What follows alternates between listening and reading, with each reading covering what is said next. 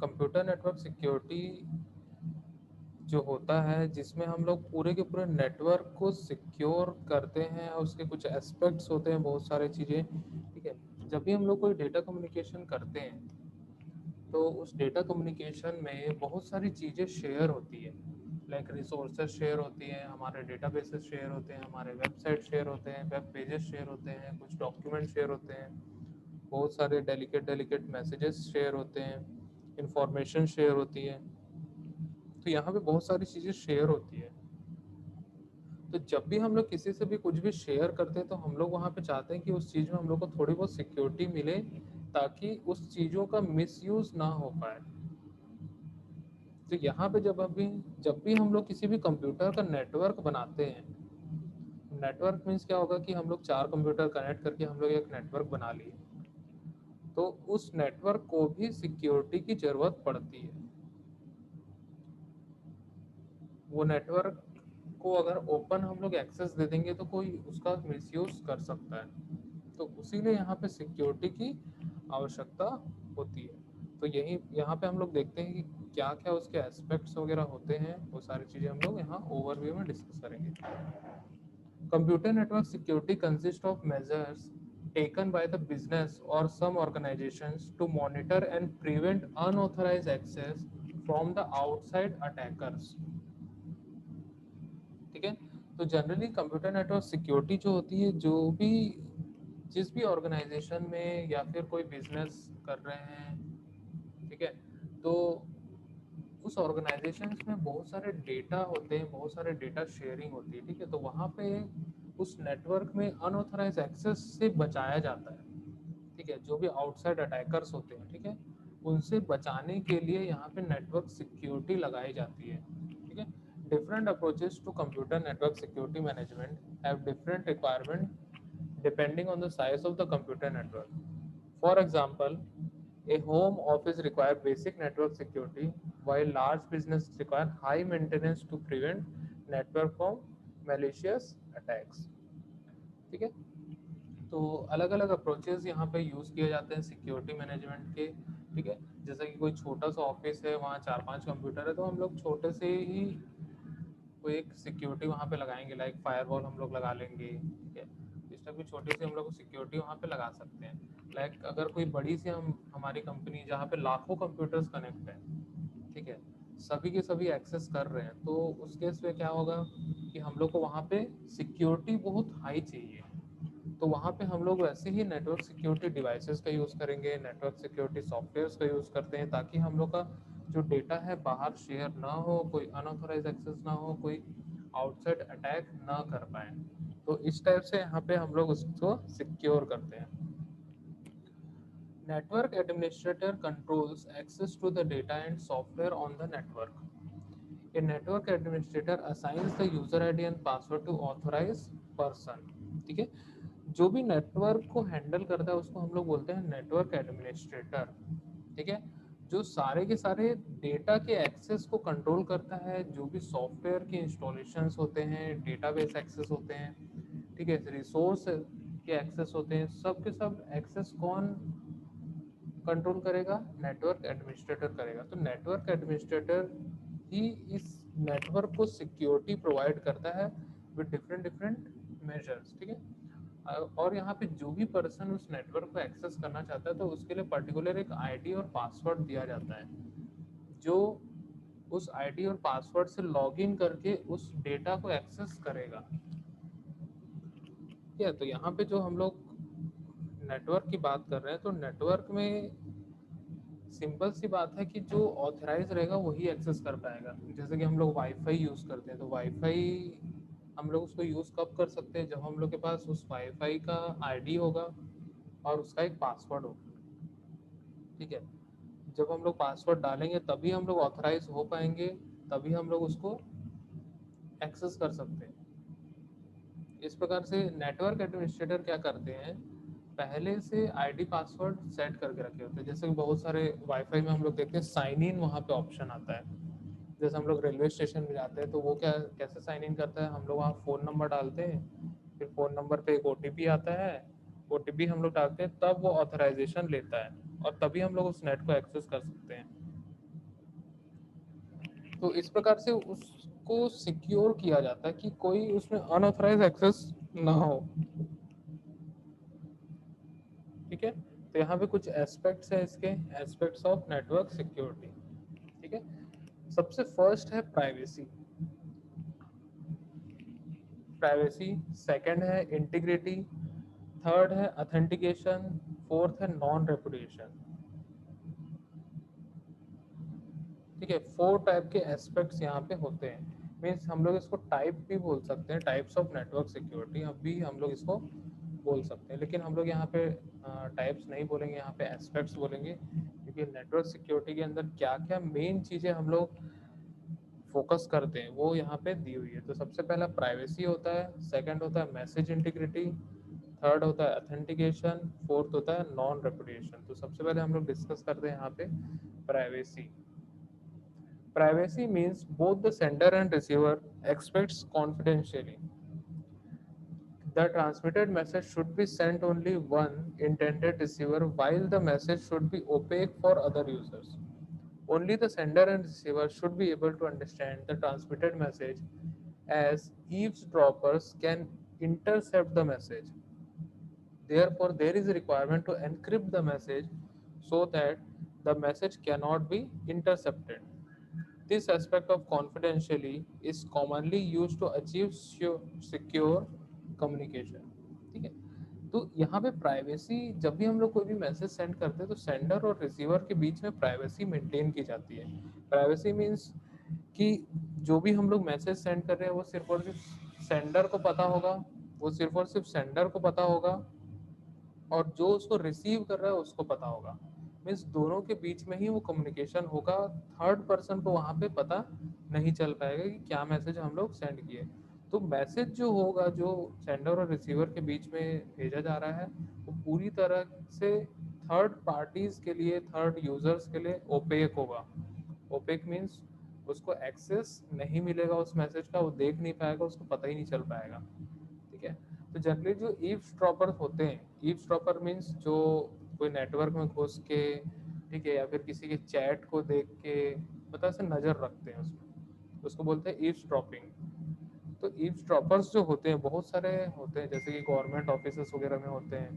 Government offices वगैरह में क्या होते हैं कि वो नेटवर्क से क्या मेल गया, ठीक है, क्या डेटा शेयर हो रहा है, क्या नोटिस वहाँ से निकला है, ठीक है, कौन से टेंडर्स वहाँ से निकले हैं, तो ये सारे चीज़ों पे नज़र रखते हैं। और जैसे ही वहाँ पब्लिश होता है उसको चुरा लेते हैं, या फिर कोई सेंड किसी का ईमेल को, ईमेल के ऊपर नज़र रखे हुए हैं, वहाँ से कोई ईमेल को रीड कर लिए, इंफॉर्मेशन वहाँ से चुरा लिए, तो ऐसा भी करते हैं। तो इसीलिए यहाँ पे प्राइवेसी मेंटेन की जाती है। तो प्राइवेसी यहाँ मेंटेन कैसे करेंगे, यहाँ पे एनक्रिप्शन की ज़रूरत होती है। जब भी कोई मैसेज सेंड होता है तो उसको हम लोग कोई दूसरे फॉर्म में चेंज कर देते हैं, दूसरे फॉर्म में चेंज किए, देन उस पर नेटवर्क में हमने उसको भेजा और रिसीवर रिसीव कर लिया, देन उसके बाद वहाँ पे डिक्रिप्ट हो जाता है। तो यहाँ पे एक एनक्रिप्शन डिक्रिप्शन प्रोसेस यहाँ पे यूज़ किया जाता है, जिसके थ्रू हम लोग मैसेज में प्राइवेसी मेंटेन कर सकते हैं। ओके, सेकंड पॉइंट है message integrity. Data integrity means that the data must arrive at the receiver exactly it was sent. There must be no changes in the data content during transmission, either maliciously or accident in a transit. As there are more and more monetary exchanges over the internet, data integrity is more crucial. The data integrity must be preserved for secure communication. अब देखो यहाँ data integrity मतलब क्या होता है कि हम लोग जो डेटा सेंड किए, लाइक मैंने एक पीडीएफ फाइल सेंड किया, ठीक है, रिसीवर के पास जाके वो पीडीएफ का इमेज बन गया, पीडीएफ से चेंज हो गया इमेज में, ऐसा नहीं होना चाहिए। जो मैंने डेटा सेंड किया है वो एग्जैक्टली सेम डेटा ही रिसीवर तक पहुंचना चाहिए। जिस सीक्वेंस में वो डेटा यहाँ से सेंड किया गया है उसी सीक्वेंस में वहाँ पे पहुंचना चाहिए।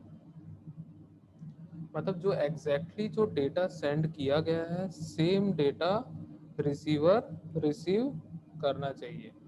तो यहाँ पे जो मैसेज इंटीग्रिटी है, ठीक है, यहाँ पे जब ट्रांसमिशन होता है मैसेज का, तो उसके बीच में बहुत सारे एव्सड्रॉपर्स, ठीक है, हैकर्स, इस टाइप से बहुत सारे वहाँ अटैक करने के चांसेस होते हैं, या फिर कोई अनऑथराइज एक्सेस करके भी उस मैसेज को रीड करके कुछ ट्रांसफॉर्म कर दिया उसमें, ठीक है, या फिर कुछ मॉडिफाई कर दिया, उसके कंटेंट चेंज कर दिया।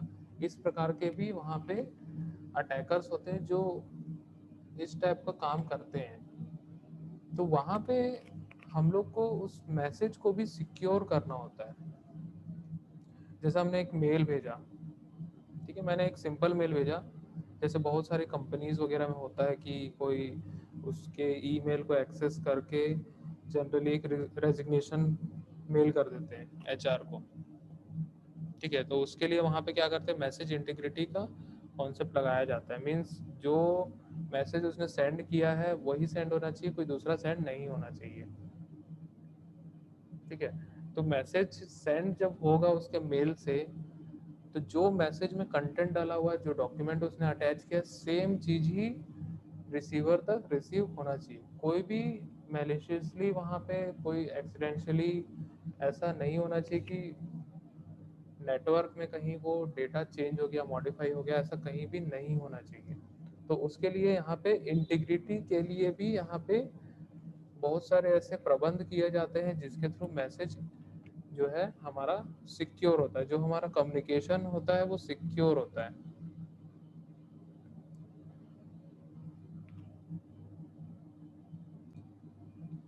Endpoint authentication means that the receiver is sure of the sender's identity. That is, no imposter has sent the message. मतलब जो भी रिसीवर है उसको पता है कि सेंडर जो है, जो मैसेज को सेंड कर रहा है वो कौन है। मीन्स सेंडर को जानता है रिसीवर, सेंडर को जानता है, मीन्स उसकी आइडेंटिटी जो है वो रिसीवर को पता है। कोई ऐसा फर्जी या फिर कोई भी अगर सेंड कर देता है, कोई भी डेटा सेंड कर देता है, हो सकता है आज के डेट में अगर मान के चलिए, जैसे मेरे व्हाट्सएप में बहुत सारे लोग का ऐसे लिंक्स आते हैं, अजीब अजीब टाइप के लिंक्स आते हैं, लेकिन वो इंडिया का नंबर नहीं रहता है, तो उसको ओपन करके नहीं देखना चाहिए कभी भी। अगर कोई भी इस प्रकार का लिंक सेंड करता है तो हो सकता है वो कुछ उसमें मैलिशियस कंटेंट हो, हमारा बैंक अकाउंट हैक कर सकता है, हमारा मोबाइल हैक कर सकता है, कुछ भी है वो कर सकता है, ठीक है। तो कोई भी ऐसा सेंडर जिसकी आइडेंटिटी हमें नहीं पता है, ठीक है, या फिर कोई ऐसा अननोन पर्सन कोई ऐसा लिंक भेज देता है, ठीक है, बहुत सारे ऐसे एडवर्टाइजमेंट्स होते हैं हमारे जो भी हम लोग सोशल मीडिया यूज़ कर रहे हैं, या ट्विटर यूज़ कर रहे हैं, फेसबुक यूज़ कर रहे हैं, व्हाट्सएप यूज़ कर रहे हैं, ठीक है, इवन एसएमएस में भी कुछ लिंक्स आते हैं, ठीक है। बहुत सारे प्रमोशनल एक्टिविटी होती है, उसमें कुछ कुछ लिंक्स होते हैं, हम लोग क्या करते हैं कि अरे फ्री में मिल रहा है, हम लोग उसको क्लिक करते हैं, बाद में पता चलता है कि मोबाइल हैक हो चुका है, ठीक है। या फिर हम लोग कुछ ऐसा खोलते हैं, कुछ एक फेसबुक का लिंक होता है, बाद में पता चलता है कि फेसबुक से हम लोग का कुछ कंटेंट पोस्ट हो गया ऑटोमेटिक, ठीक है। तो इस टाइप के भी यहाँ पे एक्टिविटीज होती है, ठीक है। तो जब तक सेंडर्स की आइडेंटिटी पता नहीं होगी तब तक रिसीवर जो है उस मैसेज को रिसीव नहीं करता, ठीक है। तो यहाँ पे जो सेंडर और रिसीवर है दोनों का अथेंटिकेशन होना जरूरी है। अथेंटिकेशन मीन्स दोनों की आइडेंटिटी पता होना चाहिए, दोनों का आईपी एड्रेस पता होना चाहिए, दोनों का मैक एड्रेस पता होना चाहिए, दोनों का या तो ईमेल आईडी या फिर कुछ ऐसे डिटेल्स पता होनी चाहिए जिससे हम लोग उसको यूनिकली आइडेंटिफाई कर पाए,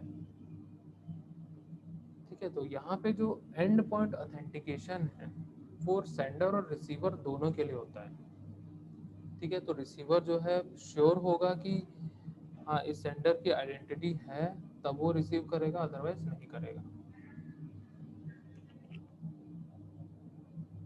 ओके, फोर्थ पॉइंट है हम लोग का यहाँ पे नॉन रेपुडिएशन।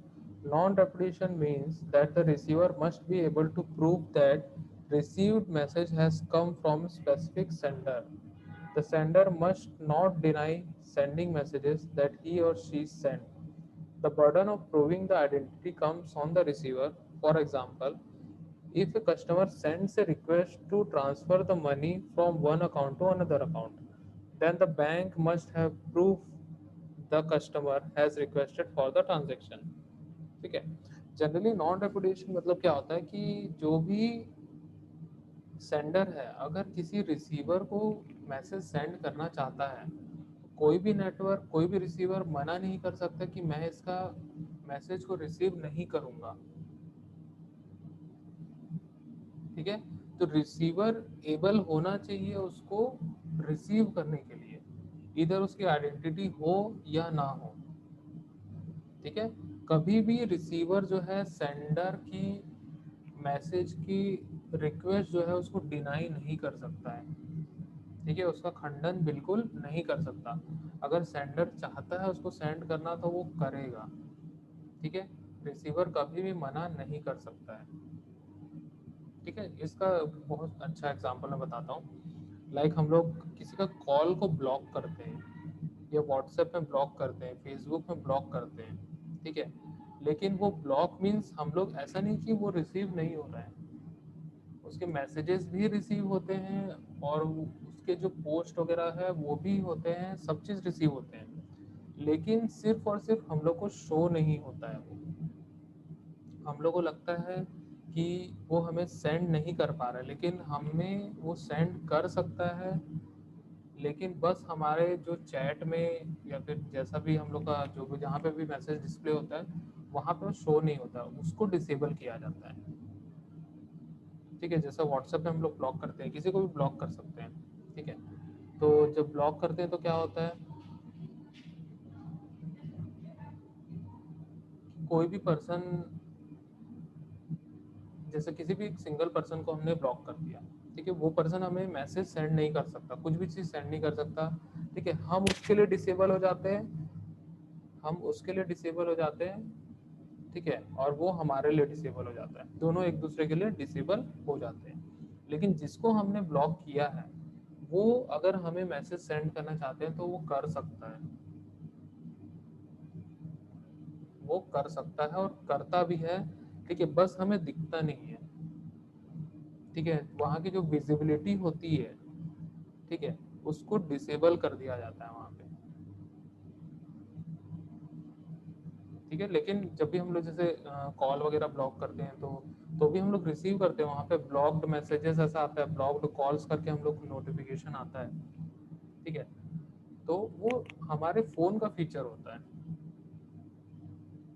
ठीक है. फ़ोन का फीचर या ऐप्स के जो फीचर्स होते हैं वो उसका फीचर होता है. कभी भी कोई भी नेटवर्क ऐसा नहीं कर सकता कि कोई भी मैसेज सेंड करना चाहता है और रिसीवर उसका खंडन कर दे या फिर डिनाई कर दे उसको, ऐसा कभी भी नहीं कर सकता. ठीक है.